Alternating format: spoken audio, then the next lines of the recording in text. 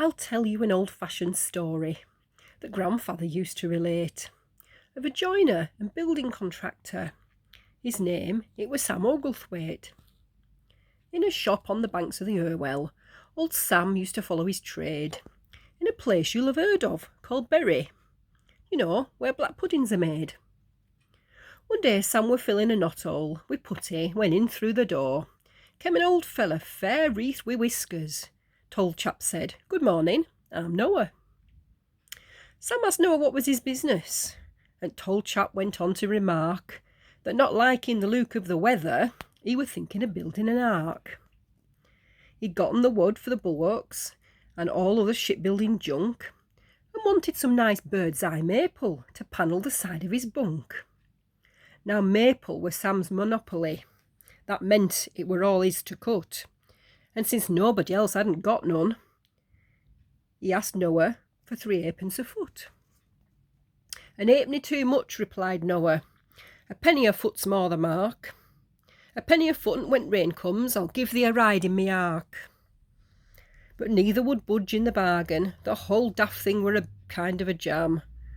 So Sam put his tongue out at Noah, and Noah made long bacon at Sam.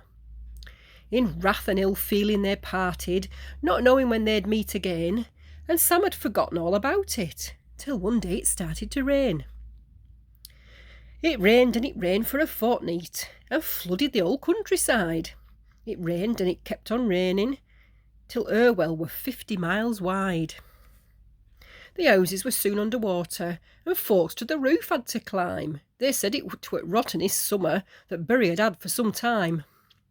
The rain showed no sign of abating. The water rose hour by hour, till the only dry land were at Blackpool, and that were on top at Tower.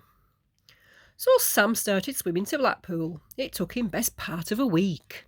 His clothes were wet through when he got there, and his boots were beginning to leak.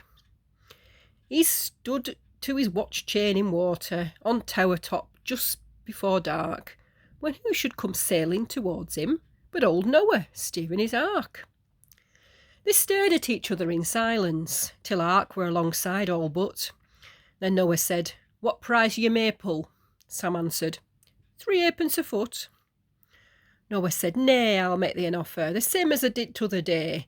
A penny a foot and a free ride. Now come on, lad, what does thou say?" 3 halfpence a foot, came the answer. So Noah his sail had to hoist, and sailed off again in a dudgeon, while Sam stood determined but moist. Noah cruised round flying his pigeons till 40th day of the wet, and on his way back passing Blackpool he saw old Sam standing there yet. His chin just stuck out of the water, a comical figure he cut. Noah said, "Now what's the price of your maple?" Sam answered, 3 halfpence a foot.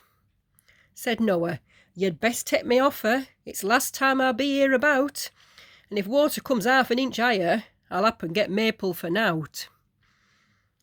3 halfpence a foot it'll cost you, and as for me, Sam said, "don't fret.